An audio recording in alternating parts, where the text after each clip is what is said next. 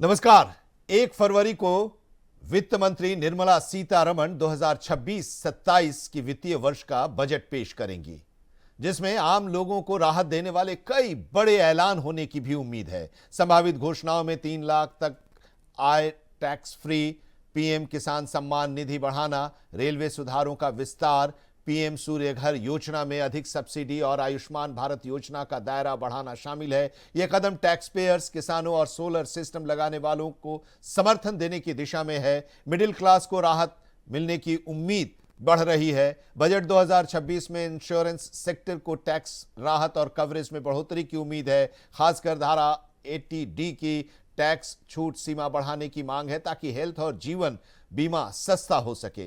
Sector GST में राहत और प्रीमियम पर इनपुट टैक्स क्रेडिट की अपेक्षा भी कर रहा है, जिससे प्रीमियम कम होगा और कवरेज बढ़ेगा। विशेषज्ञों का कहना है कि 2026 के बजट में रेलवे क्षेत्र को मिलने वाले प्रोत्साहन तय करेंगे कि निवेश जारी रखना है या बाहर निकलना बेहतर होगा। इस बार के बजट से छात्रों, महिलाओं, किसानों, नौकरी पेशा वालों को काफी उम्मीदें हैं। विकसित भारत का लक्ष्य है 2047 तक का, और इसीलिए इस बजट से काफी उम्मीदें हैं। और इसी को लेकर अलग अलग शहरों से हमारे संवाददाताओं ने हर वर्ग के लोगों से बात की और उनसे जानने की कोशिश की कि उनकी उम्मीदें क्या हैं वित्त मंत्री निर्मला सीतारमण से और बजट 2026 से। 1 फरवरी को देश का बजट आने वाला है। इसके पहले लोगों ने भी बहुत सारे कयास लगाए हुए हैं, तमाम इच्छाएं हैं जो चाहते हैं कि सरकार सुने और बजट में वो पेश हो। ऐसे में हम लखनऊ में कुछ लोगों के पास में आए हुए हैं, उनसे जानने कि आखिर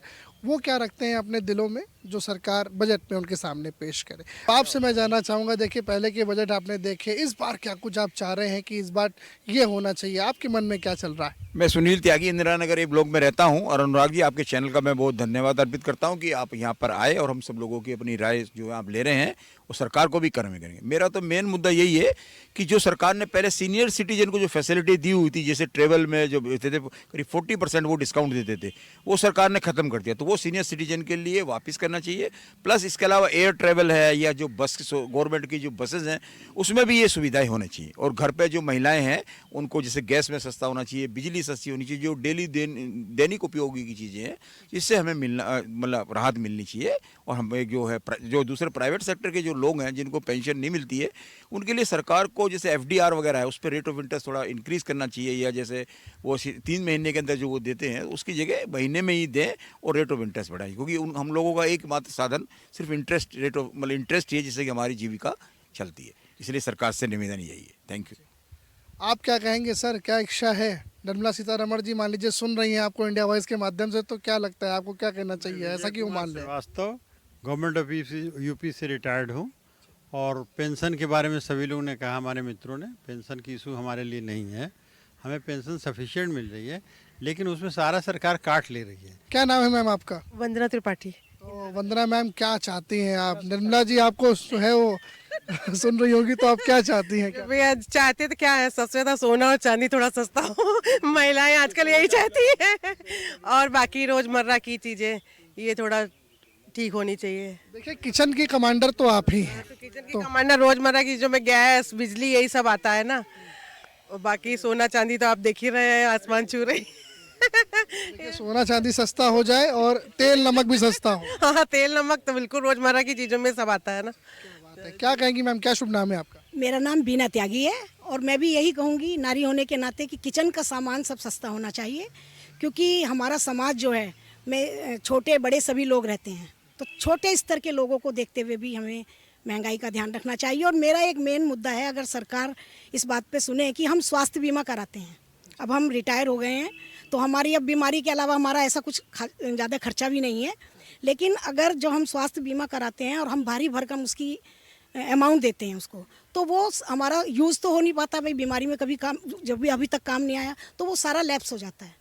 तो उसका कुछ ऐसा वो करें कि उसको जुड़ता रहे हमारा, तो हमें लगेगा हमारा पैसा बेकार नहीं गया है। देखिए, आप किचन की कमांडर भी हैं, एक माँ है ना, और तमाम देखिए रूप रहते हैं आपके। बजट आ रहा है मैम, कमांडर तो बजट रहने दे तब ना। क्या चाहती है मैम, बजट में क्या होना चाहिए? बजट में होना चाहिए, देखिए सबसे पहले तो हमारी छोटी छोटी सुविधाएं हैं। पेंशन हम लोगों को मिलती है, 1400 रुपये 27-28 साल नौकरी करने के बाद प्राइवेट संस्था में 1400 रुपये में क्या होगा आजकल? कुछ नहीं ना। तो इसके लिए थोड़ा सा अगर हो जाए पहला तो पेंशन का हो गया आपका, अब किचन में देखिए तेल से लेके नमक तक है, वहाँ क्या चाहते सब कुछ बढ़ता जा रहा है। जब हमारे समय में नमक जो था 1 रुपये किलो 2 रुपये किलो होता था तो हम कहते थे बहुत महंगा है, तो दुकानदार हमें कहता था जिस दिन 5 रुपये हो जाएगा उस दिन कहिएगा महंगा है। तो अब आज देखिए उसकी कीमत है ना, इनका मतलब इसलिए ये है कि पेंशन तो उतनी ही है। इनका मतलब यह है कहने का कि पेंशन तो उतनी मिल रही है, खर्चे बढ़ गए हैं, 2 बिन ने बढ़ा दिया है, दालें बढ़ गई हैं, सब्जी बढ़ गई है, काम करने वाली लोगों ने पैसे बढ़ा दिए हैं, तो पेंशन तो कुछ नहीं बढ़ी है, तो फिर खर्चा कैसे चलेगा। और एक सरकार से हमारा एक निवेदन और है कि जैसे अब हम रिटायर हो गए, बहुत अच्छे स्कूल में हमने नौकरी की है, अब रिटायर हो गए, लेकिन 60 साल के बाद हमारी कार्य क्षमता तो ख़त्म नहीं हुई है, अभी भी हम उतना ही कर सकते हैं काम। तो कुछ ऐसे बजट में कुछ ऐसी चीज़ें भी लानी चाहिए कि जो एक्सपीरियंस्ड लोग हैं उनको कुछ काम करने का मौका मिले और उनको कुछ एक नए मौके ड्राइव करने चाहिए। करने का मौका मिले और उनके अंदर जो बच्चे आएंगे या कोई भी लोग आएंगे तो उनके अनुभवों का वो लाभ भी उठाएंगे। अच्छा मैम, एक मैं और आपका बात का आपसे पूछना चाहूँगा, आपसे खास तौर पे जो बजट हमारा आने वाला है, पहली चीज़ तो आपने अभी उम्मीद क्या रखी हुई है कि अब 1 तारीख को जब आएगा तो उम्मीदों में क्या है? उम्मीद तो हर साल होती है और हर साल हमारी उम्मीद ख़त्म हो जाती है। देखिए हमेशा रेलवे का था, हम लोगों को मिलता था किचन को लेकर के, अब घी तेल हर रोज़ महंगा हो रहा है, गैस महंगी हो रही है, हर चीज़ की तो कोई किसी चीज़ की कोई सुविधा नहीं है। अच्छा एक बात बताइए, अब इंडिया वॉइस की स्क्रीन पर इतने समय दिल्ली में निर्मला सीतारमण जी आपको सुन रही हैं, देख रही हैं, अब आप डायरेक्टली बताइए क्या कहना। हाँ, हमारी लेडीज़ के ऊपर कृपया अवश्य ध्यान दिया जाना चाहिए कि हम लोगों को किन चीज़ों से हम घर की बजट अपना कंट्रोल में कर सकते हैं, किस तरह से हम अपनी लाइफ जी सकते हैं। थोड़ा रेलवे का भी हमको है, अगर हमको छूट मिल जाए रेलवे की ट्रैवलिंग में, बिल्कुल कोई छूट नहीं मिलती, जितनी मिलती थी वो भी ख़त्म हो गई। निर्मला जी से कही, निर्मला जी सुन रही हैं। ठीक है, जितनी छूट हमको मिलती थी वो भी नहीं हमें मिल रही है, कृपया हमको वो छूट भी दे तो आपका बहुत कृपा होगी। छोटी छोटी चीज़ें हैं, बहुत बड़ी हम अपेक्षाएं नहीं हैं। हॉस्पिटल्स में हम जाते हैं, हमको कोई सुविधा नहीं मिलती। सरकारी अस्पताल में डॉक्टर्स अच्छे हैं लेकिन उन डॉक्टर्स के तक पहुंचना ही बहुत मुश्किल है, और प्राइवेट हॉस्पिटल्स के लिए हमारे पास इतना फंड नहीं है कि हम उनको अफोर्ड कर सकें। देखिए ये लो जी, छोटी छोटी चीज़ों पर हमारा ध्यान। हेल्थ हो गया, आपकी पेंशन हो गई और किचन में तेल नमक हो गया। और रेलवे हो गई। फ्लाइट सस्ती होनी चाहिए, बच्चे विदेश में रहते हैं, यस, तो फिर हम जाए कैसे ना बार बार, तो वहाँ जाने चाहिए। और हम सिर्फ यही सरकार से निवेदन कर सकते हैं कि हमें आशा ही नहीं बल्कि पूर्ण विश्वास है कि आप हमारी जो हमने मांगे रखी हैं उनको एक लेडी होने के नाते आप हमारी इच्छाओं की पूर्ति करेंगे इस बार बजट में, यही उम्मीद है। बजट 2026-27 वित्त मंत्री निर्मला सीतारमण द्वारा लोकसभा में 1 फरवरी को पेश किया जाएगा। आपको बता दें कि बतौर वित्त मंत्री निर्मला सीतारमण द्वारा यह बजट 9वीं बार पेश किया जाएगा। ऐसे में कुछ व्यापारी वर्ग हमारे साथ इस समय मौजूद हैं, उन लोगों से जानने की कोशिश करेंगे कि वह इस बजट को किस नज़रिए से देखते हैं और बजट से क्या उम्मीदें हैं। क्या नाम है आपका? हमारा नाम संजय कुमार वर्मा है। 1 फरवरी को बजट पेश होगा सदन में, तो आप बजट को किस नज़रिए से देखते हैं और क्या कहना है बजट को लेकर? बजट को लेकर ये कहना है कि बजट में अभी से ही इतना मतलब रेट बढ़े हुए हैं इलेक्ट्रॉनिक आइटम के, जैसे मोबाइल में बहुत ज़्यादा रेट बढ़ा दिए गए हैं, और बाकी गोल्ड और उसका चल ही रहा है सिल्वर का। और मुझे ये उम्मीद है बजट में शायद कुछ व्यापारियों को राहत मिले। पिछले वर्ष बजट पेश हुआ था, तो ऐसे कौन से कार्य हैं जो आपको उस समय भी उम्मीद थी लेकिन उस बजट में वो शामिल नहीं हो पाए थे, तो इस वर्ष आपको उस चीज़ की उम्मीद है? वही उम्मीद इस बार भी है जो पिछली बार नहीं हो पाए थे। क्या नाम है आपका? धर्मेंद्र जैन। बजट पेश होने वाला है, किस नज़रिए से देखते हैं, क्या क्या उम्मीदें हैं और किन किन वर्गों को फ़ायदा होने वाला है, क्या कहना है आपका? बजट से हम व्यापारियों को बड़ी उम्मीद थी, लेकिन अब मैं कुछ दिनों से देख रहा हूँ कि ये बजट जो है वो आस लगाए हुए बैठे हैं व्यापारी, और मैं भारत सरकार से यही निवेदन करना चाहता हूँ कि व्यापारियों के हित में बजट होना चाहिए। जैसा कि आप देख रहे होंगे कि सोना और चांदी इतनी चरम सीमा पर पहुँच चुकी है कि आम लोगों की बजट से बाहर हो चुका है। मध्यम वर्ग का लोग अब सोना खरीदना भी नहीं पसंद कर पा रहा है, वहाँ तक पहुँच नहीं पा रहा है। दूसरी बात जो है, मैं निवेदन करूँगा कि चिकित्सा और शिक्षा के क्षेत्र में जिस तरीके से लूट मची हुई है इसको बजट में शामिल करने चाहिए। और जो जीएसटी के माध्यम से मैं बराबर यही मांग करता रहता हूं कि पेट्रोल और डीजल को जीएसटी के दायरे में लाया जाए, जिससे कि पेट्रोल और डीजल जब सस्ता होगा तो आम व्यक्ति की बनने वाली चीज़ें सस्ती होंगी और व्यापारी उसका लाभ मिलेगा। आम जनमानस के लिए भी इसमें बहुत बड़ा एक हम लोगों को आस लगाए हुए बैठे हुए हैं कि भारत सरकार जो आगामी बजट लेके आ रही है 1 फरवरी को, उसमें लोगों को सीधा लाभ मिले, लोगों को उसको सुविधाएं मिले और लोग उससे जो है अपना बजट में उस काम घर को चला सकें। यही हम लोगों की उम्मीद है। क्या लग रहा है इस बजट से बजट के साथ साथ क्या राजनीतिक भूमिका भी बन रही है? आगामी जो जिन राज्यों में चुनाव है उनको लेकर कोई संकेत देना चाह रहे हैं? मुझे तो यही लग रहा है, लेकिन जो है अगर इससे सरकार कुछ करती है तो इससे आम जनमानस को, व्यापारी समाज को लाभ मिलेगा और यही मेरी उम्मीद है कि यह जो बजट आने वाला है वो व्यापारियों के और आम जनमानस के हित में होना चाहिए। क्या नाम है आपका? मेरा नाम रणजीत सिंह कुशवाहा है। व्यापारियों के साथ साथ और किन वर्गों को इस बजट से खासा उम्मीदें हैं और किन वर्गों को इसका फायदा मिलने वाला है? क्या किस नज़रिए से देखते हैं आप? जैसे कि पिछली बार जीएसटी में जो दरें उन्होंने कम की थी, लेकिन मार्केट में आज तक कोई दरें कम नहीं हुई। दूध जैसे कि 70 रुपये था, 5% जीएसटी थी, जीएसटी ख़त्म हो गई, दूध 72 रुपये हो गया। इसी तरह से और तमाम चीज़ें थी जो कि उन्होंने तो किया है, लेकिन नीचे स्थान पे वो नहीं हो पाया, इसलिए पब्लिक यहाँ बहुत परेशान है। बजट तो वो लोग करते हैं, लेकिन महंगाई बहुत ज़्यादा चरम सीमा पे पहुँच रही है, तो पब्लिक को आराम नहीं मिल पा रहा है। जो चीज़ें लेना चाहते वो नहीं ले पा रहे हैं। हम यही कहना चाहते हैं कि क्या नाम है सर आपका? मनोज अग्रवाल। किस नज़रिए से देख रहे हैं बजट पेश होने वाला है? क्या आपके मन में क्या है कि क्या उम्मीदें हैं सरकार से और आपके हित में क्या रहने वाला है? सरकार आम जनता के लिए कुछ नहीं कर रही है, बड़े लोग वर्ग की वो कर रही हिमायती है, मिडिल क्लास इसमें परेशान हो रहा है और गोल्ड और सिल्वर की वजह से आदमी कहीं काफ़ी व्यापारी आत्महत्या करने के कगार पे है, जो कि सही नहीं है और ये सट्टे की तरह पूरा हो गया है। आदमी खरीदेगा और कब बैठ जाएगा कोई पता नहीं है, इसलिए ये चीज़ें गवर्नमेंट को सोच लीजिए, इसके ऊपर एक बंदिश लानी चाहिए, मैं यही चाहूँगा। आपका क्या नाम है? हमारा नाम इकरार अहमद है।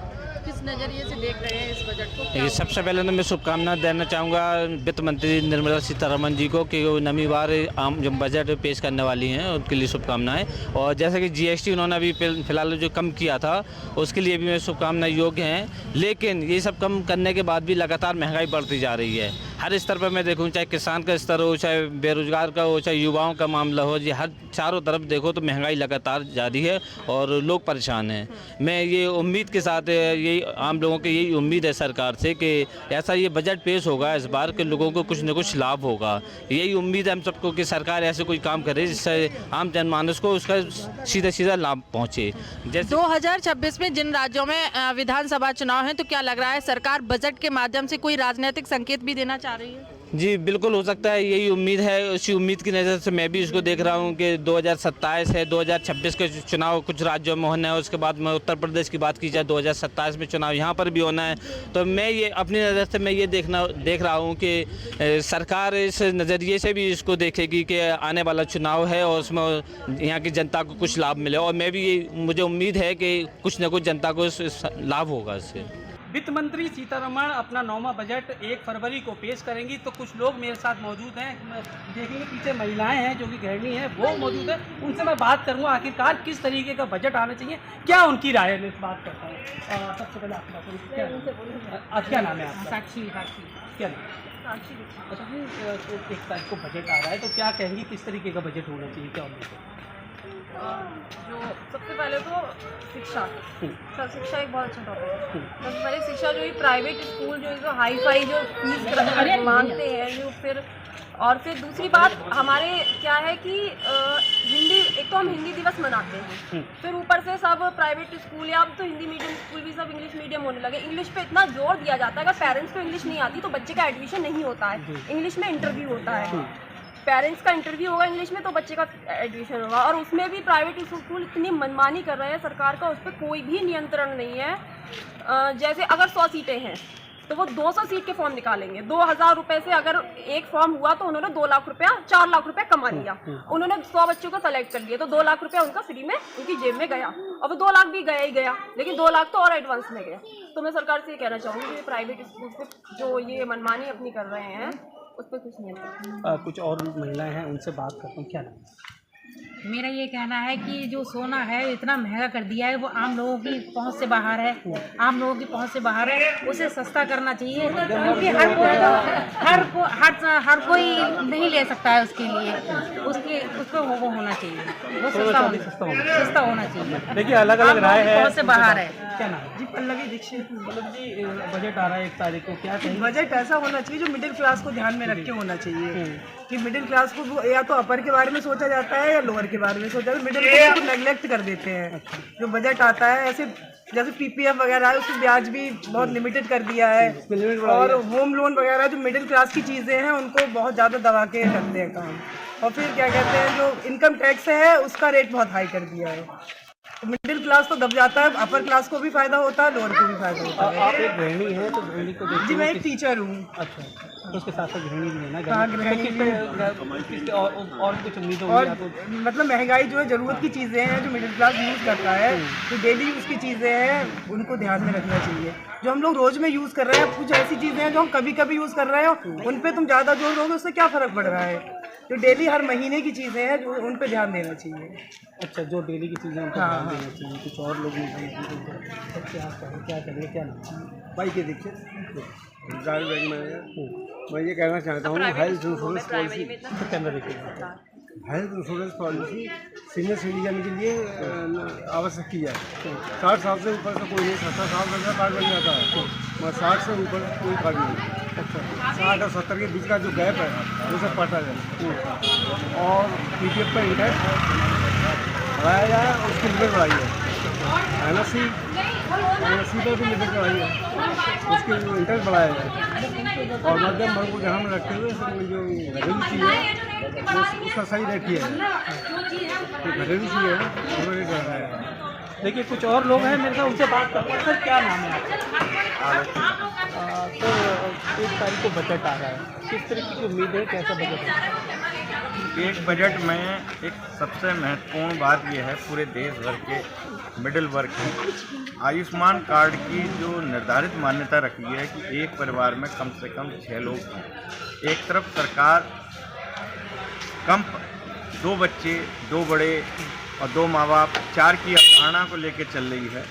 इस अवधारणा को यदि वो जो 6 की बाध्यता है उसको 4 और 3 पे लेके आए, क्योंकि इस वक्त देखा जा रहा है सबसे बड़ा तबका मिडिल वर्ग का, और मिडिल वर्ग के 90% जो परिवार हैं वो 3 या 4 या अधिकतम 5 हैं। ये 6 वाली जो पद्धति है। दूसरा ये है कि जो अभी एक बहन जी ने कहा था, हमारी सरकार को, रिजर्व बैंक को ये आदेश देना चाहिए कि वो कुछ इस तरह के कार्य करे जिससे सोने के दाम जो हैं, जो अंधाधुंध बढ़ते जा रहे हैं, जिससे आम आदमी दूर हो रहा है, और हमारे जो स्वर्णकार भाई हैं, सुनार हैं, हम देख रहे हैं कि उनमें बहुत बड़ा आक्रोश पनप रहा है, क्योंकि इस वक्त दुकान पे कोई नया ग्राहक जा नहीं रहा है।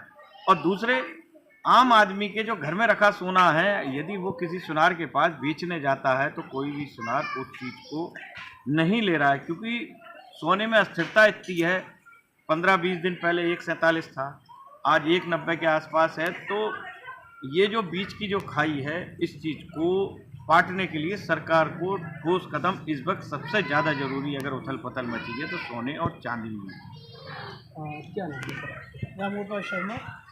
1 तारीख को बजट आ रहा है, क्या उम्मीद है, किस तरीके का बजट? भैया ने जो कुछ कहा है वो लगभग ठीक ही कहा है। बजट आम आदमी के हिसाब से होना चाहिए, जो उसके लिए वेयर कर चुके। अच्छा, दूसरा गोल्ड के बारे में कहा, गोल्ड तो पूछना ही नहीं है, इतने हाई रेट हो गए हैं कि हम तो असंभव लग रहा है कि वापस होगा। लेकिन क्यों हो रहा है, कहाँ पे क्या चीज़, गवर्नमेंट को ये देखना है कि एक आम आदमी इस चीज़ को पहले परचेजिंग करता है, अब आगे करेगा नहीं करेगा, ये तो समय बताएगा। दूसरा, हर व्यक्ति को ध्यान में रखते हुए बजट आना चाहिए। हाई फाई लोगों के साथ बजट नहीं आना चाहिए। आम आदमी त्रस्त है महंगाई से, हर चीज़ से, उसको ध्यान में रखते हुए बजट को देना चाहिए। आपकी बात मैं अपना पहला जवाब सर ये कहना चाहता हूँ, बजट जो भी आना चाहिए व्यापारी और जनता के बीच में होना चाहिए। और दूसरी बात ये कहना चाहता हूँ कि जीएसटी तो गवर्नमेंट ने कम कर दी, लेकिन कंपनियों ने क्या करा, एमआरपी हम बढ़ा दी, उससे जीएसटी कम होने का कोई फ़ायदा नहीं मिला जनता को। और महंगाई बढ़ गई। हर इंसान अपनी जिंदगी में बजट बनाता है और उसी बजट के आधार पर अपने जीवन को आगे बढ़ाता है, चाहे वो एजुकेशन का मामला हो, घर के खान पीन का मामला हो। लेकिन जब बात देश के बजट की हो, तो जब देश का बजट आने वाला हो तो किस तरह की अपेक्षाएं हैं, किस तरह से लोग सोचते हैं, खासतौर से जो युवा वर्ग है वो बजट से किस तरह से उम्मीद करता है। क्योंकि 1 फरवरी को देश का बजट आने वाला है, जो केंद्र की सरकार है वो बजट पेश करने वाली है। हमारे साथ कुछ युवा हैं, इलाहाबाद में युवाओं का एक तरह से कह सकते हैं वर्चस्व भी है। आपके हिसाब से जो बजट आने वाला है, आप क्या सोचते हैं बजट में क्या खास होना चाहिए? धन्यवाद कि आप लोग यहाँ बजट पे कम से कम चर्चा कर रहे हैं। बजट मूल रूप से जो निम्नतम लोअर जिसको बोलते हैं अंतिम पायदान में कोई व्यक्ति हो उसको देख करके पहली बात तो बजट बनाना चाहिए, क्योंकि बजट ऊपर एसी के कमरे में बैठ करके 4 तो बड़े नेता और नागरिक और अधिकारी बैठ के बनाते हैं, वो अंतिम पायदान को हमेशा बायकॉट करते रहे हैं, जिसकी वजह से जब भी बजट करोड़ों अरबों लाखों करोड़ मिलियन और बिलियन में बतानी जाती है लेकिन उसका सही इम्प्लीमेंटेशन नहीं हो पाता है। तो अंतिम पायदान में बैठे व्यक्ति की जो दशा है उस दशा को देख करके बजट बनाया जाना चाहिए, सुगम हो, पारदर्शी हो और सुव्यवस्थित तरीके से वो समय सीमा में वो खर्च हो। और जैसे शिक्षा के बारे में अगर बात करें तो शिक्षा प्राथमिक से लेकर हायर तक का निःशुल्क हो, इसके लिए बजट में विशेष प्रावधान रखना चाहिए और साथ में स्वास्थ्य बीमा के लिए भी उसमें एक प्रावधान दिया जाए। तो बजट अंतिम पायदान के व्यक्ति को देख करके बनाया जाना चाहिए। बिल्कुल निश्चित तौर पर देखिए, इनका कहना है कि जो निम्न पायदान पर लोग हैं उनके लिए भी ख्याल रखना चाहिए। आपके हिसाब से बजट किस तरह का होना चाहिए, क्या चीजें उसमें फोकस करनी चाहिए? मेरा नाम अशोक पटेल है, मैं भी छात्र हूँ और एक छात्र होने के नाते मैं मिडिल क्लास की बात करूँगा। स्वास्थ्य और महंगाई, अगर हम स्वास्थ्य की बात करें, आजकल स्वास्थ्य के मामले में हमें हॉस्पिटलों में इतनी महंगी फीस है, प्राइवेट हॉस्पिटल में, गवर्नमेंट हॉस्पिटल में व्यवस्थाएं नहीं है। अगर शिक्षा की बात करें तो शिक्षा में आज के प्राइमरी हो या फिर जूनियर हो या फिर इंटर कॉलेज हो, वहाँ पर टीचर नहीं है, प्राइमरी के स्कूल बंद किए जा रहे हैं, इंफ्रास्ट्रक्चर अच्छा नहीं है स्कूलों का। अगर हायर एजुकेशन बात करें तो वहाँ पर हॉस्टल की सुविधाएं अच्छी नहीं है। एजुकेशन लोन जो होता है उसमें टैक्स ज़्यादा स्टूडेंट के लिए, तो उसको टैक्स को कम किया जाएगा, राहत मिल सकती है थोड़ी सी। इसके अलावा अगर महंगाई की बात करें तो मिडिल क्लास फैमिली जो भी हैं सबसे ज़्यादा टैक्स ये देते हैं और ईमानदार टैक्स हैं। सैलरी आने से पहले टैक्स कट जाता है इनका, उसके बाद जीएसटी है, हर तरीके के टैक्स हैं अलग अलग, पेट्रोल महंगा है, गैस एलपीजी, ये सारी सुविधाएं जो मूलभूत आवश्यकता है मिडिल क्लास की। मिडिल क्लास जो कैटेगरी है वो ऐसी कैटेगरी में आते हैं कि ना तो वो गरीबी में है और ना ही अमीर हैं, उनकी हालत बिल्कुल ख़राब होती जा रही है। हम लोग को आयुष्मान कार्ड जैसे मिलता है, सुविधाएं मिल रही हैं, लेकिन हम लोग को आयुष्मान कार्ड से बाहर हैं कहीं ना कहीं। तो सरकार से उम्मीद करूंगा कि हर साल बड़े बड़े वादे होते हैं कि लेकिन मिडिल क्लास और खासकर युवाओं के लिए जो मूलभूत आवश्यकताएं हैं वो सुविधाएं ज़मीनी स्तर पर नहीं पहुंच पा रही हैं, तो उनकी जवाबदेही सुनिश्चित करें। कम से कम जो सुविधाएं लाभार्थी तक मिलनी चाहिए, पहुंचनी चाहिए, वो वहाँ तक पहुँचे। बिल्कुल, देखिए बजट में बहुत सी जो आम जिंदगी के में ज़रूरत की चीज़ें हैं उस पर भी लोग उम्मीद करते, फोकस करते हैं, महंगाई का भी ध्यान रखते हैं। आपको लगता है कि जिस तरह के हालात है उसमें बजट में किन चीज़ों को और सुविधाजनक बनाना चाहिए? बजट में जो हालात हैं कि मतलब वो बाहर तो दिखता है लेकिन ज़मीनी स्तर पे बजट का कोई मतलब लगता ही नहीं है, क्योंकि बेरोजगार जैसे हैं वैसे की वैसे अभी तक बने हुए हैं। बजट तो हर साल पास होता है लेकिन युवा वैसे बेरोजगार पड़े परेशान है, महंगाई बढ़ रही है, तो ऐसे बजट का कोई मतलब ही नहीं लगता है। उनमें सुधार किया जाना चाहिए और अच्छे स्तर पर उसका इम्प्लीमेंटेशन किया जाना चाहिए बजट का। बिल्कुल। अच्छा, आपकी अगर राय ली जाए तो किन चीज़ों को खास फोकस करना चाहिए बजट में? रोटी कपड़ा और मकान की लड़ाई सबकी है, रोजगार की उसके साथ में लड़ाई है। बजट आता अरबों खरबों में है लेकिन बजट का इम्प्लीमेंटेशन में पहले ही बताया, इम्प्लीमेंटेशन जो बीच माध्यम है वो माध्यम की कोई जवाबदेही तय नहीं है। जब सीएजी कोई रिपोर्ट देती है तो बड़े बड़े घोटाले दिखते हैं, सीएजी कई बार रिपोर्ट ही नहीं देती है। तो अंततः हम बजट तो बहुत बनते हैं लेकिन मैंने पहले ही बोला कि अंतिम पायदान पर जो व्यक्ति है उसको देख करके बजट बनाया जाना चाहिए, उसके अनुसार बनाया जाना चाहिए। ऊपर के तहके पे जब देखकर कहते हैं कि जैसे मक्खन की तरह चीजों को निकाल करके अगर बजट बनाया जाएगा तब तो कभी कुछ नहीं होना नहीं है। मिडिल क्लास सोसाइटी थोड़ा बहुत पा भी जाता है, तो लोएस्ट क्लास का व्यक्ति है वो लगातार उसी संघर्ष में टिका रहता है और उसको कभी किसी बजट का कोई फायदा मिल नहीं पाता। तो बजट तो बनना चाहिए लेकिन अंतिम पायदान के आधार को बना के बनाना चाहिए और पारदर्शी और व्यवस्थित हो। ऐसा व्यवस्था हो जिसमें एक यूनिक कार्ड के माध्यम से सभी लोगों तक वो व्यवस्था फैल सके। बिल्कुल, अंतिम पायदान के लोगों के लिए आपके हिसाब से आपकी अगर राय ली जाए तो क्या? ईश्वर होने नाते ये कहूँगा कि जैसे स्किल डेवलपमेंट योजना स्कीम आई गवर्नमेंट की। अब स्किल के नाम पर आप बड़े बड़े प्रोग्राम लॉन्च कर रहे हो, लेकिन ज़मीनी स्तर पर देखा जाए तो ना तो स्किल का कोई जो प्रोग्राम जो लोग लिए हैं या जिन्होंने उस कार्यक्रम का हिस्सा रहे हैं उनको ना तो रोज़गार मिल रहा है, ना है कहीं पर उनके लिए कई गवर्नमेंट ने कुछ योजना की व्यवस्था की। अभी CAG की रिपोर्ट आई है कि कई सारे लाख हज़ारों करोड़ का घोटाला उसमें देखा गया है कि पैसा एक ही अकाउंट में सब ट्रांसफ़र हो रहे हैं। तो इस तरह की चीज़ें मैं कहूँगा कि छात्रों को लेकर के, बेरोजगारी को लेकर के आप कम से कम गवर्नमेंट जॉब नहीं दे पा रहे हो उतनी, वैसे तो खाली है वैकेंसी बहुत सारी, बट अगर आप नहीं देने का माना तो कम से कम स्किल इंडिया है, AI आजकल इतना है, आप सिलेबस में उसको ऐड करिए, अच्छे से रोजगार के अवसर प्रदान कीजिए छात्रों को। अगर छात्र विकसित होगा, छात्र आगे बढ़ेगा तो देश आगे बढ़ेगा। बिल्कुल। आपके हिसाब से अगर आपकी राय ली जाए तो बजट में किन चीज़ों को, खासतौर से जो आम जिंदगी में है, किन चीज़ों को राहत के केंद्र में रखना चाहिए? राहत में देखना चाहिए कि गरीबों के लिए क्या असुविधाएं हैं, उसको ध्यान में रखते हुए बनाना चाहिए, और लोगों को शिक्षा पर सबसे ज़्यादा ध्यान देना चाहिए, क्योंकि मूलभूत आधार शिक्षा ही है देश को आगे बढ़ाने का काम जो। बिल्कुल। तो आप कह सकते हैं कि युवाओं को सबसे ज़्यादा जो उम्मीद रहती है वो एजुकेशन में किस तरह से चीज़ें इम्प्लीमेंट हो और उसका सीधे तौर पर उनको फ़ायदा भी मिले। और लोगों का ये भी मानना है कि बजट में जो चीज़ें बताई जाती है या जो बजट आता है उसको आम लोगों तक कैसे पहुंचाया जाए, कैसे पारदर्शिता रहेगी, इसका भी बहुत विशेष ध्यान रखना चाहिए। खासतौर से जो महंगाई है या जो आम जिंदगी से जुड़ी चीज़ें हैं उस पर लोगों को राहत मिलनी चाहिए। उम्मीद इसी तरह की संगम नगरी प्रयागराज के लोग कर रहे हैं, खासतौर से युवा कर रहे हैं। लेकिन बजट में क्या कुछ इस बार खास रहेगा, कितनी राहत मिलेगी, कितनी उम्मीदों पर खरा उतरेगा, इसका जरूर इंतजार करना पड़ेगा। लेकिन ये जरूर है कि बजट से लोग आशा बहुत लगाए हुए हैं कि इस बार का बजट उनके लिए बहुत ही अच्छा होगा। शहरिज़वी, इंडिया वाइज, प्रयागराज। 1 फरवरी को वित्त मंत्री द्वारा बजट पेश किया जाएगा। हमारे साथ कुछ लोग हैं कलेक्टेड पर्सन में, हम इनसे जानेंगे आखिरकार इनकी क्या मंशा है और कैसा बजट आना चाहिए, कैसा बजट पेश होना चाहिए। बताइए कैसा बजट आना चाहिए और कैसा बजट पेश होना चाहिए, कैसा हित होना चाहिए? आम बजट है वो हमेशा जनता के लिए, किसान के लिए और एक बेरोजगार के लिए और घरेलू होना चाहिए, क्योंकि आज की डेट में आदमी महंगाई से जूझ रहा है, रोजगार है नहीं, मार्केट में पैसा है नहीं, सोने चांदी की कीमतें जबरदस्त तरीके से आसमान को छू रही हैं। ऐसी स्थिति में मैं सरकार से ही उम्मीद चाहूँगा कि बजट जो है आम जनता के हितों का होना चाहिए, किसानों के हितों का होना चाहिए और रोजगार परक होना चाहिए, व्यापारियों के हितों का बजट होना चाहिए।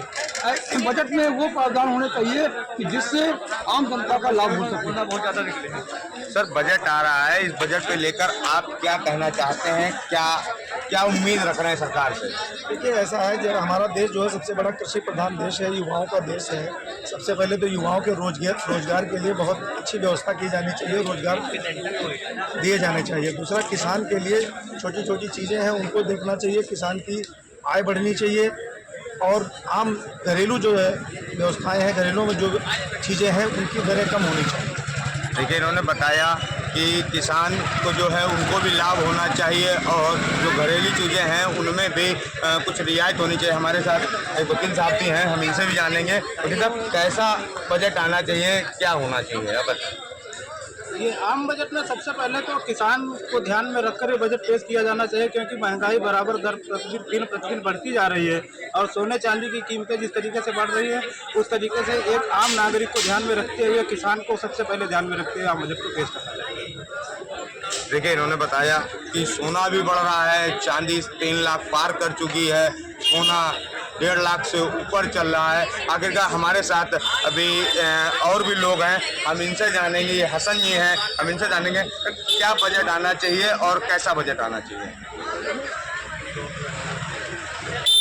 ये अभी नहीं बोल पा रहे हैं, बजट जो पेश होने वाला है तो नहीं कुछ अभी उसमें बोलना चाह रहे हैं। आखिरकार अब जो 1 तारीख को ये बजट पेश होना है, इसमें लोगों की उम्मीदें जो लगी हैं किसानों के लिए और जो ये सोना और चांदी जिसके रेट आसमान छू रहे हैं, इसमें कुछ कटौती होनी चाहिए। वित्त मंत्री द्वारा 1 फरवरी को बजट पेश हो रहा है, जिसको लेके हम चर्चा करेंगे। यहाँ कुछ गणमान्य लोग हैं, उनसे बातचीत करेंगे कि जो वित्त मंत्री 1 फरवरी को बजट पेश कर रही हैं, लोग उसके बारे में क्या कहेंगे। आप बताएं, जो बजट 1 फरवरी को वित्त मंत्री द्वारा पेश किया जा रहा है उसको लेके क्या कहेंगे? देखिए 1 फरवरी को पेश होने वाला बजट समावेशी बजट हो, जिसमें किसान, नौजवान, देश के ज़रूरतमंदों के लिए, सबके लिए काम किया जाए। हम लोग यही चाहते हैं बजट ऐसा हो जिसमें सर्व समाज का कल्याण हो। और लोग भी हैं, उनसे भी बात करते हैं। जो फरवरी में 1 फरवरी को वित्त मंत्री द्वारा बजट पेश कर रहे हैं, लोगों को क्या फ़ायदा हो है उसको हम बात करते हैं। आप बताएं, जो बजट पेश हो रहा है वित्त मंत्री द्वारा, क्या कहेंगे? हम यही अपेक्षा करते हैं कि जो ऐसा बजट हो जो गरीबों के कल्याण के लिए हो और जनहित में हो, समाज हित में हो और किसानों के हित में हो, युवाओं के हित में हो। और अपेक्षा नहीं, पूर्ण विश्वास है कि ऐसा ही बजट आने वाला है जिसमें हम हर तरह से हम लोग को लाभ हो। और लोग भी हैं, उनसे भी बात कर लेते हैं। बजट को लेकर क्या कुछ कहते हैं, आप बताएं बजट को लेकर क्या? हमारी सरकार गरीबों के लिए काम कर ही रही है। हर पायदान, सबसे निचले पायदान का जो गरीब व्यक्ति है उसके लिए भी सरकार काम कर रही है, तमाम योजनाएं चला रही है। निश्चित रूप से बहुत अच्छा बजट है, ऐसा हम लोग सोच रहे हैं कि सरकार हम लोगों के लिए अच्छा काम करेगी। और लोगों से भी जानकारी करेंगे जो बजट पेश हो रहा है 1 फरवरी को, उसको लेकर क्या कहते हैं। हम बजट के बारे में कुछ जानते नहीं, कुछ आप बताएं जो बजट पेश हो रहा है उसको लेकर। हम बजट के बारे में कुछ जानना नहीं करते तो हम क्या उसके बारे में। कुछ लोग हैं जो बजट को लेकर बता रहे हैं कि जिस तरह का बजट पास हो उससे लोगों की फायदा हो, लोग हित में, ऐसा लोगों का कहना है कि बजट लाभकारी हो और लोगों को फायदा हो। भारत का केंद्रीय बजट वर्ष 2026-27 का वित्त मंत्री 1 फरवरी को पेश करेंगी और इनका 9वां बजट होगा जो आर्थिक विकास की दशा का निर्धारण करेगा। हमारे साथ प्रतापगढ़ जनपद के वरिष्ठ अधिवक्ता गण हैं, जिनसे बातचीत करेंगे, जानने का प्रयास करेंगे कि इस बजट से क्या उम्मीदें हैं, क्या प्रभाव पड़ेगा। सर, क्या उम्मीदें हैं जो 1 फरवरी को बजट पेश करेंगे वित्त मंत्री? देखिए, वित्त मंत्री जी से मेरी उम्मीद है भारत सरकार से कि अधिवक्ताओं को सबसे पहले तो बजट में कोई खास सुविधाएं उपलब्ध नहीं है।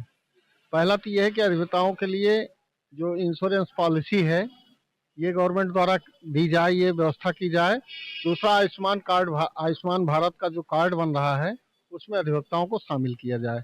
मूल दो ये हैं। फिर अधिवक्ताओं के लिए वार्षिक बजट ऐसा हो जिससे अधिवक्ताओं के लिए प्रत्येक जिले में लाइब्रेरी और अधिवक्ताओं के बैठने के लिए उचित व्यवस्था हो, अधिवक्ताओं को उचित स्थल पर उनके लिए वॉशरूम और पानी की व्यवस्था की जाए।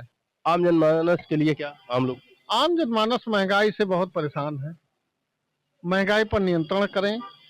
अगर महंगाई पर नियंत्रण नहीं होता है तो ये फिर इस बजट का कोई बहुत मतलब नहीं होता है। दूसरी चीज ये है कि जो अधिवक्ताओं को इस टैक्स के दायरे में लाया गया है, इनको टैक्सेशन से फ्री किया जाए, ये हमारी प्रमुख मांग है।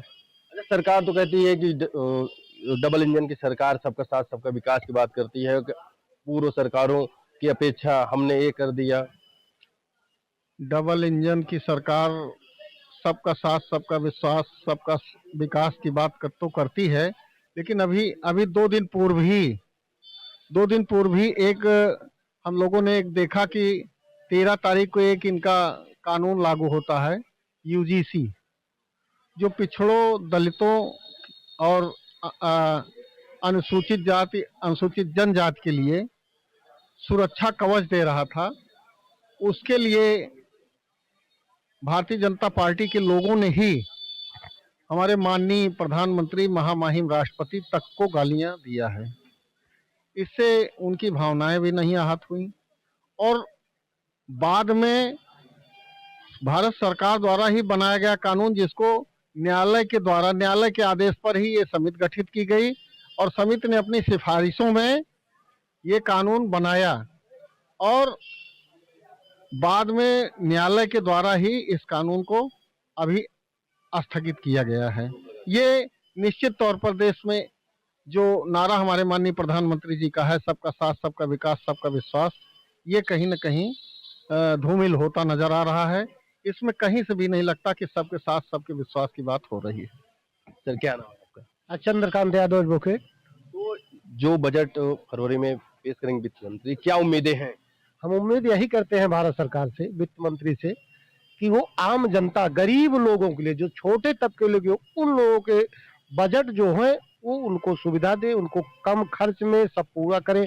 इतना भारी बजट, इतना महंगाई है, लोग गैस सिलेंडर चूल्हा जो है इस पे महंगाई, पहले सब्सिडी पहले 400 का सिलेंडर अब 1200 का।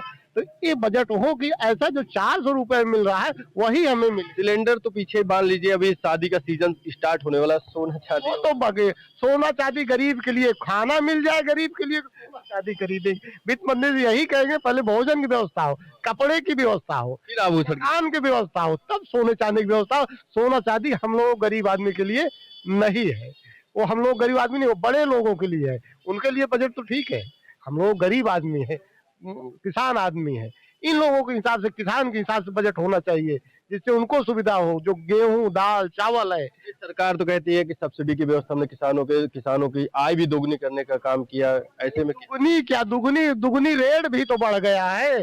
वो जो खाद थी, वो जैसे कहता है ना, बिस्कुट जो 5 रुपए का तो पार्ले छोटा, तो खाद की बोरी भी छोटी हो गई है। अब आय तो डबल, वो तो महंगा हो गया, तो गेहूं 5 रुपया बढ़ा दिए तो उससे क्या फर्क पड़ता है। इसलिए कि बजट जो हो जन सुलभ हो, लोगों को सुलभ हो, वो बजट हो आम जनता के लिए। सर क्या देखेंगे 1 फरवरी को जिस तरह से बजट पेश होगा, इसमें क्या उम्मीदें हैं? राष्ट्रीय जनतांत्रिक गठबंधन की सरकार अपना 9वां बजट पेश करने जा रही है। अब इसके पहले के जो बजट पेश हुए हैं और इस वर्तमान बजट की अगर उम्मीद को लगा कर देखें तो भारत एक कृषि प्रधान देश है। भारत में कृषि कार्य ज्यादा होते हैं, वहां पर सरकार बिल्कुल शून्य बजट पेश करती है और कोई काम किसानों के लिए, कोई बजट किसानों के लिए नहीं देती है। किसान की फसलें जानवर खा जा रहे हैं, इसके बाद भी किसान जो कृषि ऋण लिया है वो माफी नहीं हो रहा है, उस पर किसानों को बैंक के द्वारा प्रताड़ित किया जा रहा है। बहुत सारे किसान आत्महत्या कर ले रहे हैं, उनकी फसल का उचित दाम नहीं मिल पा रहा है, उचित मंडियां नहीं बन पा रही हैं और न सरकार ने बनाई है। तो इस बजट में प्रयास ये सरकार करे कि कम से कम किसानों के लिए मंडी की स्थापना करे, बजट ऐसा दे कि किसान ऋण माफ हो सके और किसान को अन्य सारी सुविधाएं दे, जिससे जो है भारत का किसान समृद्ध हो, तब देश समृद्ध होगा। तो इसमें जिस तरह से डबल इंजन की सरकार किसानों को लेकर कहती है कि हमने इनकी आय दोगुनी करने का काम किया है और जीएसटी सहित टैक्स को लेकर कहती है कि इससे जो है जीडीपी और अन्य आर्थिक विकास में वृद्धि हुई है, इसको लेकर क्या? जिस आर्थिक विकास की बात करती है वो अडानी और अंबानी का विकास की बात सरकार करती है, जबकि किसानों की जीडीपी क्या है सरकार को ही नहीं पता होगा किसानों का जीडीपी क्या है। सरकार के आंकड़े कहते हैं कि 23 रुपए कमाते हैं तो आप गरीब नहीं है। ये किस प्रकार का आंकड़ा है और कौन लोग ऊंची कोठरियों में बैठ के तैयार करते हैं, सरकार शायद नहीं बता पाएगी। भारत का किसान रात भर जानवर के पीछे पड़ा हुआ, उसकी फसलें खराब हो जा रही हैं, बीज महंगे हैं, खाद समय पर नहीं मिल पा रही, सिंचाई नहीं हो पा रही, इस पर सरकार नहीं ध्यान दे रही है। अगर सरकार किसानों का हित चाहती है तो सोलर जो योजना लग रही है, सोलर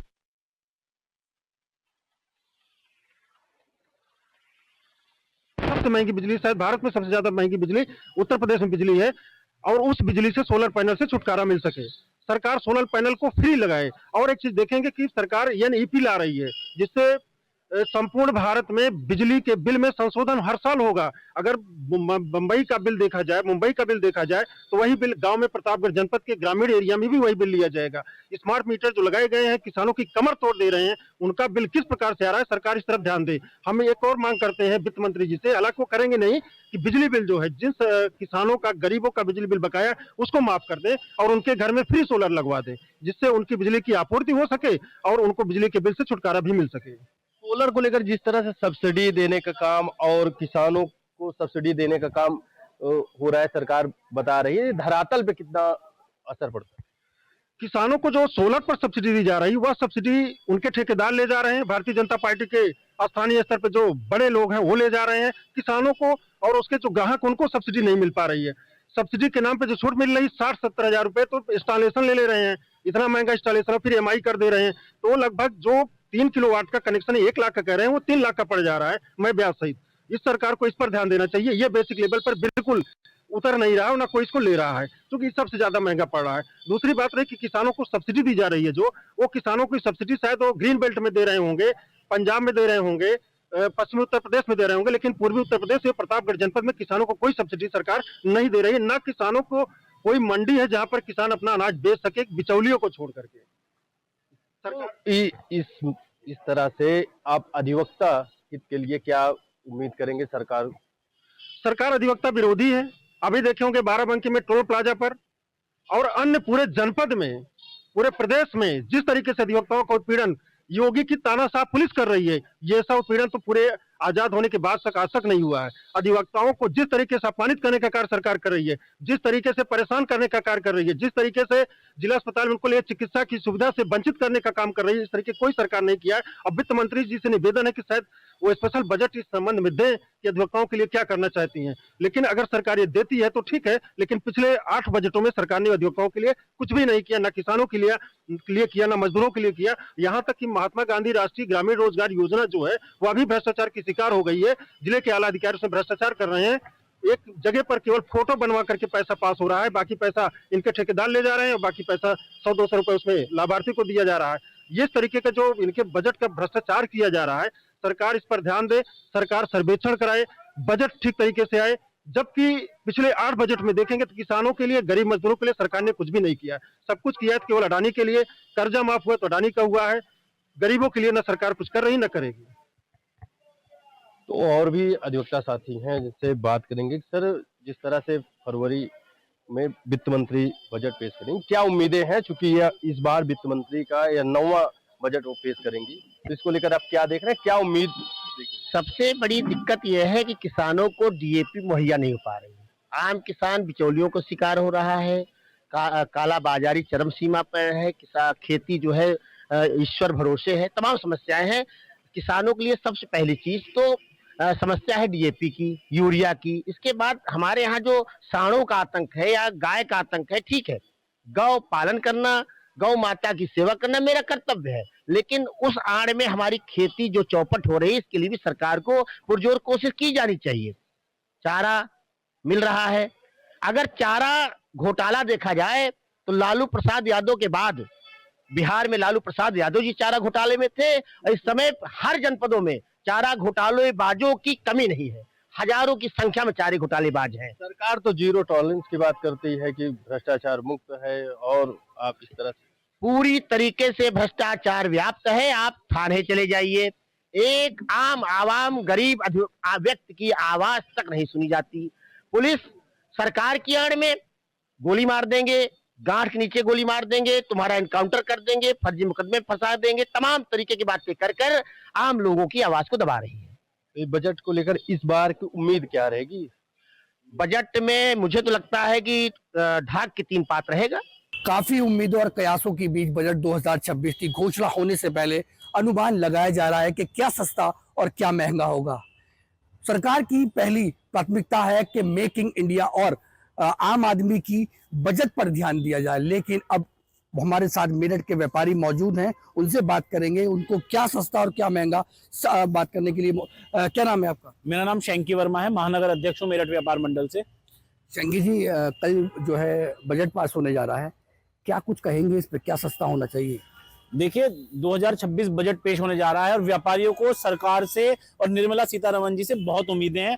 हम उम्मीद करते हैं कि वो एमएसएमई में जो व्यापार है वो उसके लिए एक अच्छी भली राशि जो है वो मुहैया कराएंगी सरकार को। और साथ ही हमें उम्मीदें हैं कि वो जो सोना और चांदी का भाव आप देख रहे हो कितना तेज जा रहा है, आसमान को छू रहा है, गरीब आदमी के लिए अब शादियों का सीजन आने वाला है, उस पर सरकार लगाम लगाए, काम बढ़े, चीजें सस्ती हों। डिजिटल इंडिया की बात ये सरकार लगातार पिछले 10 सालों से करती आ रही है। तो हमारी उम्मीद है कि जो डिजिटलाइज चीजें हैं, जैसे इलेक्ट्रॉनिक्स के जो सामान है वो सस्ते हों, मोबाइल फोन सस्ते हों, और तमाम उम्मीदें इस सरकार से हम लोगों को हैं कि व्यापार में जो है वो बढ़ेगा, इनकम का एक स्लैब बढ़ाया जाए। तमाम उम्मीदें मुझे तो इस सरकार से हैं। नौजवानों के लिए रोजगार हो और स्वरोजगार योजनाएं आए, एक अच्छा खासा बजट जो नई पीढ़ी आ रही है उसके लिए आना चाहिए कि वो अपना रोजगार कर सके। देखा जा सकता है कि सोने चांदी के रेट आसमान छू रहे हैं। शादी का, जैसे कि आपने कहा, शादियों का सीजन है, इस पर क्या कुछ कहेंगे? देखिए, सोना चांदी की कीमत वास्तव में बहुत तेज हो गई। आज की तारीख में शादियों का सीजन आ रहा है। जब एक आदमी अपनी बेटी की शादी करने चलता है तो वो उसे हाथ में, कान में, गले में कुछ ना कुछ गहने देता है, और आज की तारीख में सुनार की दुकान की तरफ देखना भी महंगा हो गया है। सोना और चांदी ऐसे आसमान छू रहे हैं कि उनकी बात करते हैं तो घरों में डर लगता है। रोजाना जब सुबह को टीवी खोलते हैं और उस पर भाव आता है 4 लाख रुपए चांदी, तो अपने आप में एक बहुत बड़ी बात है। सरकार इस पे लगाम लगाए। यह शादी ब्याह और हमारे रस्मों रिवाज और हमारी जो पारंपरिक चीजें हैं उनसे जुड़ा हुआ एक पदार्थ है, एक आइटम है, तो इस चीज पे सरकार को अपनी दृष्टि बनानी चाहिए और इस पे लगाम लगाना चाहिए। जिस प्रकार से इसमें इसके भावों में तेजी आ रही है और ये शायद कंप्यूटराइज की वजह से आ रही है, जो एमडी एमसीएक्स में जब ये चलता है तो निवेशकों के हाथ में हो गया अभी कि इसके भाव चलाने, तेज करना, मंदा करना, तो उस पर लगाम लगाए और इस चीज को सरकार अपने हाथों में ले। अच्छा, मेरा एक सवाल और है आपसे। जिस तरीके से किसानों की बात करें तो किसान लगातार मुद्दे उठाता है, गन्ने को लेकर, चीनी को लेकर के, फसलों को लेकर के, क्या इस पे कुछ कहेंगे? बिल्कुल, गन्ने का भाव सरकार ने अभी भी बढ़ाया और गन्ने का भाव और भी बढ़ना चाहिए। किसान इस समय बहुत ज्यादा परेशान रहता है, लेकिन ठीक है, कुछ किसान बहुत ज्यादा जिनकी जमीनें आ रही हैं वो बड़े लोग हो रहे हैं, लेकिन जो आज भी पिछड़े गांवों में जो किसान है वो वास्तव में ही पीछे है। सरकार उसकी तरफ भी अपनी नजर ले जाए और उन तक वो योजनाएं पहुंचे जो सरकार लागू करती है। किसानों का भी काम होना चाहिए, व्यापारियों का भी काम होना चाहिए, रोजगार भी होना चाहिए, युवाओं का भी, और तमाम महिलाएं भी। सभी लोगों को सरकार से उम्मीद होती है, सरकार सभी लोगों की है। तो मेरी तो राय यह है कि सभी लोगों के लिए ये सरकार एक अच्छा बजट लाए ताकि आगे जाके लोगों को आसान हो। महंगाई की इस दुनिया में डिजिटल लोग आगे बढ़ रहे हैं, तो बजट से लोगों को बहुत ज्यादा उम्मीदें हैं और अच्छा बजट की हम उम्मीद कर रहे हैं। सरकार यही चाहती है कि मेकिंग इंडिया बनाया जाए, तो लगातार देखा जा सकता है कि आम आदमी की जो जेब पर फर्क पड़ने वाला है।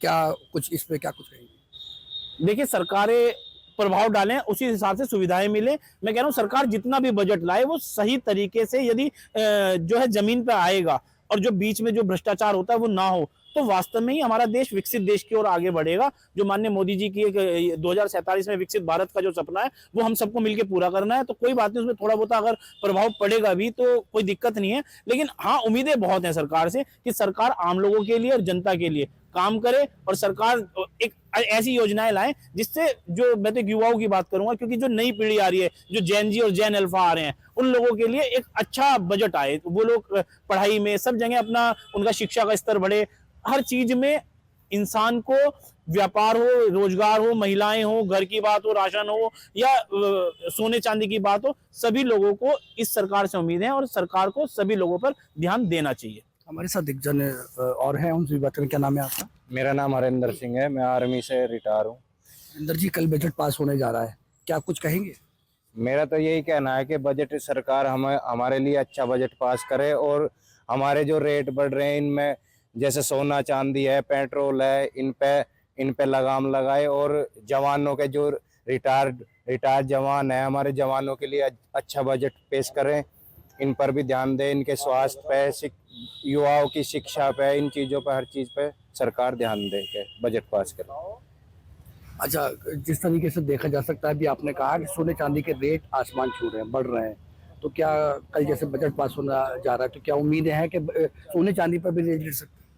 हाँ, हम सरकार से उम्मीद कर रहे हैं कि ये सोना आसमान छू रहा है, सोना चांदी, तो ये शादियों में हमारी बहनें हैं, इनके लिए बड़ी दिक्कत आती है। गरीब लोग तो कुछ खरीद ही नहीं पाएंगे, इनके कानों में, इनके जेवर वगैरह। तो सरकार से उम्मीद है कि इस पर ध्यान दे के इसे बजट पास करें। आपका क्या नाम है? जी, अनिल कुमार। अनिल कुमार जी, कल बजट पास होने जा रहा है, इस पर क्या कुछ कहेंगे?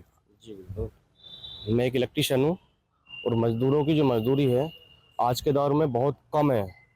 किसी की 600 रुपये, मैं चाहता हूँ कि मजदूर की मजदूरी 1000 रुपये मैक्सिमम होनी चाहिए, तभी खर्चा चल पाएगा, क्योंकि मजदूर बहुत पीछे जा रहा है। क्योंकि व्यापार में देखे, हमारी जो मार्केट है, हम इलेक्ट्रिशियन की शॉप है हमारी, बहुत ज़्यादा कूलर, पंखा, मोटर, वायरिंग सब चीज़ें महंगी है। किसी आम आदमी की मोटर फूक जाए ना, उसको बंद वायरिंग कराने में ना बहुत ज़्यादा दिक्कत आती है, उसको परेशानी ही परेशानी है। किसी के घर में कुछ बहुत सारी सुविधा नहीं है, जैसे गैस नहीं है, चूल्हा नहीं है, बहुत सारी चीज़ें दिक्कत है, बहुत परेशानी होता है। और हमारे यहाँ तो बहुत ज़्यादा, जहाँ बुलंदशहर ज़िले की बात करूँ, उधर तो बहुत ही बैकवर्ड है। ज़मीनों के रेट हमारे मेरठ में तो बहुत काफ़ी हाई है, उधर तो बहुत लो है, क्योंकि 3 लाख रुपये बीघा, हमारे यहाँ करोड़ों रुपए में बीघा जा रही है इधर में। तो वहाँ बहुत बैकवर्ड है, वहाँ खाने पीने की भी दिक्कत, वहाँ से लोगों ने गाँव भी खाली कर दिए। आपका क्या नाम है? मेरा नाम अमित राठी है। कल बजट पास होने जा रहा है, देखा जा सकता है कि बहुत चीज़ों पर रेट बढ़ने वाले और घटने वाले हैं, क्या कुछ कहेंगे? किस चीज़ पर रेट घट जाए? देखो, सबसे पहले तो जो हमारे दैनिक जीवन में रोजाना काम आने वाली चीज़ है, जो हम सुबह उठते इस्तेमाल करते हैं और शाम तक खाने पीने की जो जितनी भी चीज़ें हैं, सब पे रेट घटने चाहिए। रेट घटेगा जब घर का खर्च ठीक से आदमी चला पाएगा, नहीं तो महंगाई दिन पे दिन बढ़ती जा रही है। और इस बढ़ती हुई महंगाई में एक आम आदमी जो बाहर काम करके लाता है, उसको बहुत मुश्किल से घर चलाना हो रहा है। बच्चों की फीस भी है, लेकिन महंगाई कभी घटने का नाम नहीं ले रही। महंगाई बढ़ती जा रही है। मेरा ये है, सरकार से मेरी उम्मीद ये है कि कम से कम जो हमारी दैनिक जीवन में रोजाना की चीजें हैं उन पर तो सरकार उनकी तरफ तो सोचे, कुछ उनकी तरफ तो ध्यान दे, उनके रेट घटाए, ताकि जो एक परिवार है वो अपना ठीक से अपना जीवन व्यतीत कर सके। 1 फरवरी को वित्त मंत्री निर्मला सीतारमण के द्वारा बजट पेश किया जा रहा है। इस बजट को लेकर लोगों की क्या राय है, हमारे साथ कुछ लोग हैं, हम उनसे जानते हैं। 1 फरवरी को वित्त मंत्री निर्मला सीतारमण द्वारा बजट पेश किया जा रहा है। इस बजट को कैसे आप देख रहे हैं और क्या आपकी राय है? देखिए, हम लोग जनपद चंदौली के किसान परिवार से आते हैं और मैं जनपद चंदौली कांग्रेस का जिलाध्यक्ष भी हूँ, अरुण द्विवेदी नाम है मेरा।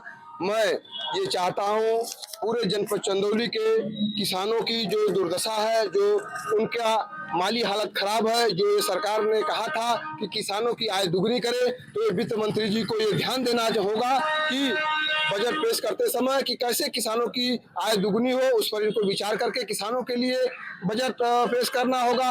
मजदूर जो कि गरीब है उसके विषय में, मध्यम वर्ग के विषय में ध्यान, उनके हितों को ध्यान में रखते हुए इस बजट को पेश करना होगा। नौजवान जो कि आज बेरोजगारी के वजह से जूझ रहे हैं, आर्थिक समस्याओं से जूझ रहे हैं, उस बेरोजगारी पर इनको ध्यान दे करके बजट में युवाओं के लिए रोजगार की व्यवस्था करनी चाहिए।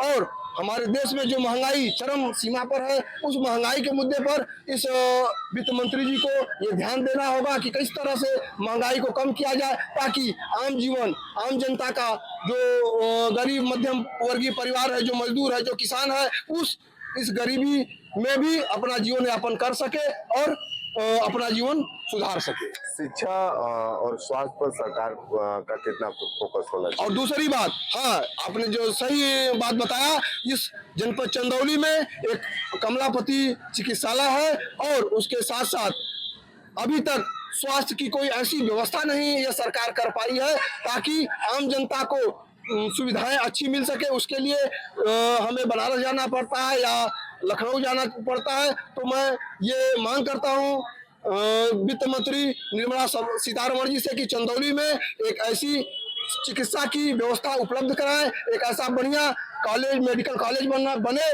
जिसमें कि चंदौली के लोगों को, चंदौली से सटा बिहार है, बिहार के लोगों को उसका लाभ मिल सके और हमें कहीं दूर न जाना पड़े। चलिए, ठीक है।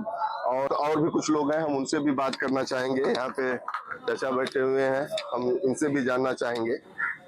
चाचा, 1 फरवरी को वित्त मंत्री निर्मला सीतारमण के द्वारा बजट पेश किया जा रहा है।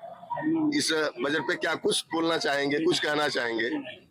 आप कुछ बोलना चाहेंगे?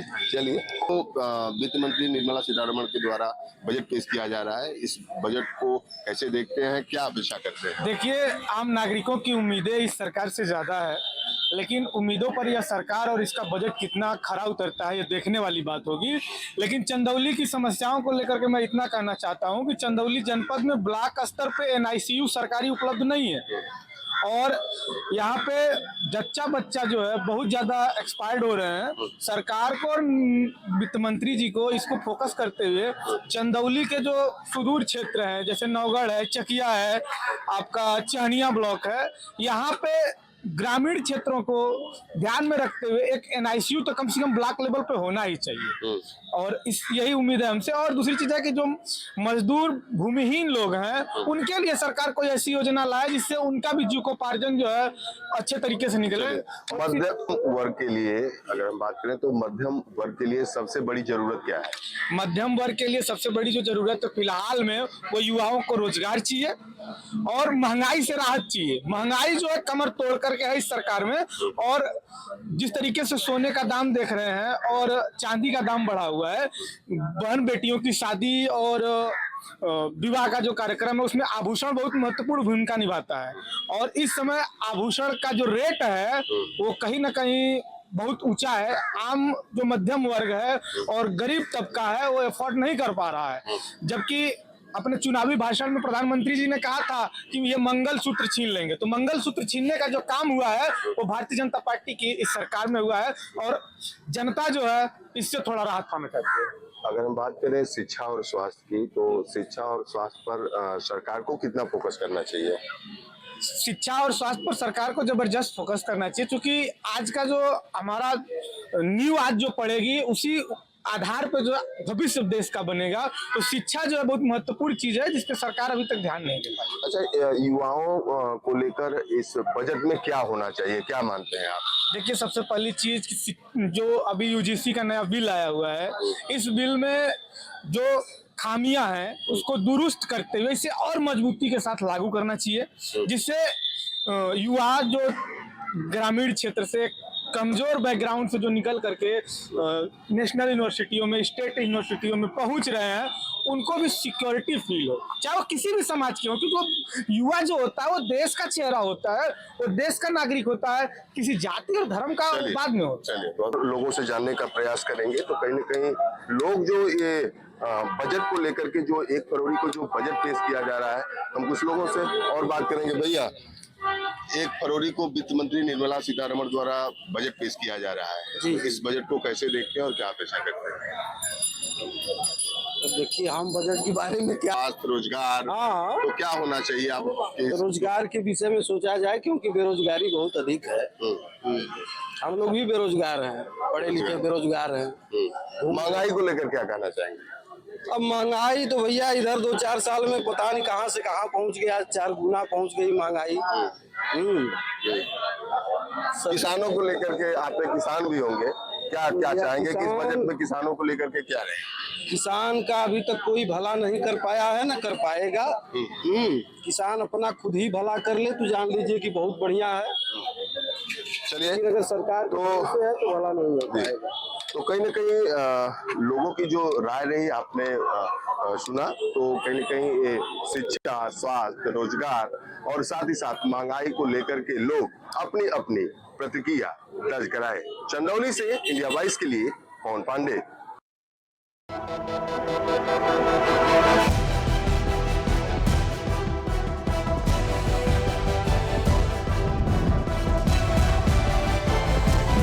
इंडिया वॉइस, आपकी सोच, आपकी आवाज।